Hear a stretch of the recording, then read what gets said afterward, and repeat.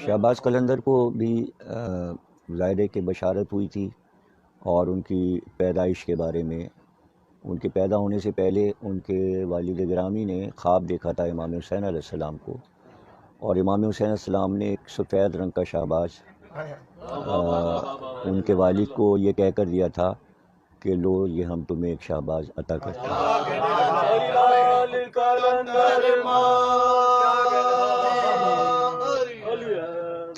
چونکہ جب شہباز پیدا ہوئے تو انتہائی سرخ رنگ تھا ان کا، اس لیے ماں نے ان کو لال کہا، تو ماں ان کو لال کہتی تھیں، باپ شہباز کہتے تھے، اس لیے وہ شہباز قلندر کے نام سے مشہور ہے۔ لفظ قلندر ترکی زبان کا لفظ ہے، قلندر کے معنی آزاد کے ہیں، اور آزاد یعنی کہ جیسے کہ عربی میں ہم کہتے ہیں کہ حر، حر کے معنی آزاد، تو حر کا نام حر تھا، تو امام حسین السلام نے فرمایا تھا کہ حر، تو یہاں بھی آزاد ہے اور وہاں تو جہنم سے آزاد ہو گیا، تو آخرت میں جہنم سے آزاد ہو گیا۔ تو اسی طرح قلندر کا لفظ ہے آزاد، یعنی کسی کی غلامی نہیں پسند کرتا قلندر، بلکہ وہ اپنی تبلیغ اس طرح کرتا ہے کہ وہ کسی بھی دنیا کے بادشاہ اور حکومت سے متاثر نہیں ہوتا ہے۔ اب شہباز جس سرزمین پر سیون شریف میں تھے، وہاں اس دور کے تمام ہندو ان کی جو روحانیت تھی اسے دیکھ کر کھنچتے چلے آتے تھے۔ چونکہ شہباز حضرت امام زین العابدین علیہ السلام کی نسل میں تھے، اس وجہ سے ان کو جناب سید سجاد کی اسیری بہت یاد آتی تھی، اور وہ ان کی اسیری پر آنسو بہاتے تھے۔ اور یہ بھی روایت موجود ہے کتابوں میں کہ جناب سید سجاد کو جو طوق پہنایا گیا تھا، وہ طوق ان کے خاندان میں چلا آ رہا تھا، اور اس کا ایک ٹکڑا شہباز قلندر کی قبر پر آویزاں ہے، اور اس کے اوپر چاندی کا غلاف چڑھا ہوا ہے، لوگ اس کی بھی زیارت کرتے ہیں۔ اور میں نے اس کا ایک ٹکڑا کلیج بیگ کے کتب خانے میں ٹنڈو آغا میں جا کر دیکھا تھا اور اس کی زیارت کی تھی، اور اس پر ڈان اخبار میں انگریزی میں مضمون بھی آ چکا ہے۔ تو عاشور کے دن وہ اس طوق کو، بھاری طوق کو پہنتے تھے، اور اس کے بعد جب ماتمی جلوس نکلتا تھا تو گویا تصور میں وہ یہ دیکھ رہے ہوتے تھے کہ امام حسین السلام کے صاحبزادے نرغہ آدھا میں کس طرح اشقیاء کے حلقے میں چاروں طرف نیزے تھے، اور ہتھ کڑیاں بیڑیاں پہنے ہوئے کس طرح چل رہے تھے۔ تو وہ تصور کرتے تھے چوتھے امام کا، اور اس کے ساتھ ساتھ بچپن سے وہ یہ بھی عمل کر رہے تھے کہ کانٹے بچھا کر اس پر وہ چلتے تھے اور ماتم کرتے جاتے تھے اور روتے جاتے تھے، ان کے پیر لہو لہان ہو جاتے تھے۔ گویا محبت اہل بیت، محبت امام حسین السلام نے انہوں نے پوری زندگی گزاری۔ ابھی حال میں ان کا دیوان بھی شائع ہوا ہے، جس میں انہوں نے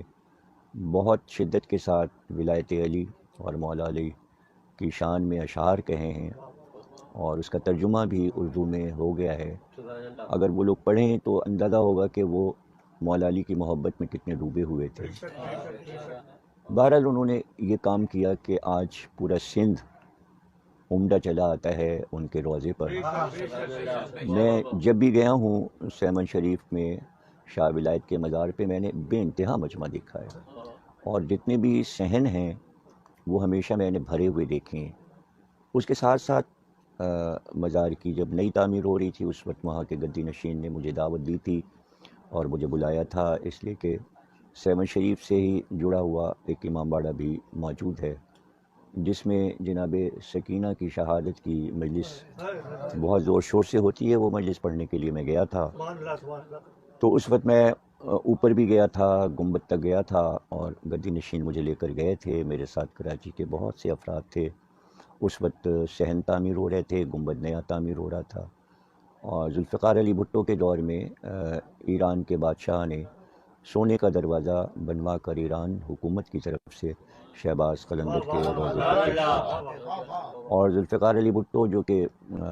وزیر اعظم تھے، انہوں نے اپنے ہاتھ سے اس دروازے کو نصب کیا تھا۔ سندھ کے جتنے بھی حکمراں گزرے ہیں وہ سب شہباز قلندر کے روضے پر جاتے ہیں اور ان سے بہت زیادہ عقیدت رکھتے ہیں، اور ہم یہ دیکھتے ہیں کہ سندھ کی آبادی امٹ کر ان کے عرس میں شعبان کے مہینے میں 2 دن کے لیے رات و دن کا مجمع ہوتا ہے، چاروں طرف خیام لگے ہوتے ہیں۔ میں عرس میں بھی گیا ہوں اور میں نے وہ مجمع دیکھا ہے۔ ایک طرف وہ کہ جو ان کے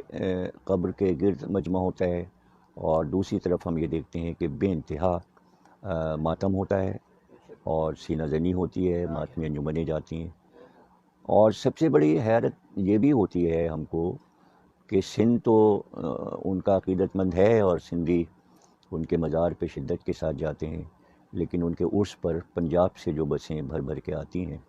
تو جتنی عقیدت سندھ میں ہے اتنی ہی عقیدت ہم دیکھتے ہیں کہ شہباز قلندر کے لیے پنجاب میں بھی ہے۔ اب رہ گیا ہمارا کراچی کہ جو کہ مہاجرین کی آبادی ہے، جو ہندوستان سے آئے ہیں اور جن کی عزاداری سب صوبوں سے الگ ہے، جو ہندوستان سے میراث میں عزاداری لے کر آئے، لیکن میں ان ماتمیوں کو بھی دیکھتا ہوں کہ وہ بھی شہباز قلندر کے روضے پر جاتے ہیں، اور یہاں کی ماتمی انجمنیں بھی جا کے ماتم کرتی ہیں وہاں، اور ان کو خراج پیش کرتی ہیں۔ ان کو خراج یہ ہے کہ انہوں نے اس ریگستانی زمین میں امام حسین کی عزاداری کے گلاب لگائے، اور جگہ جگہ انہوں نے محبت اہل بیت کے پھول کھلا دیے۔ بہرحال میں تمام نوجوانوں کو سراہتا ہوں کہ انہوں نے شعبان کے مہینے میں ان کا پروگرام اس کرونا وائرس کے لاک ڈاؤن کے درمیان آن لائن پروگرام کیا۔ اللہ انہیں جزائے خیر دے اور بانی کے درجات کو اللہ بلند فرمائے، اور جن لوگوں نے اس پروگرام میں حصہ لیا اللہ ان کو خوش رکھے اور آباد رکھے۔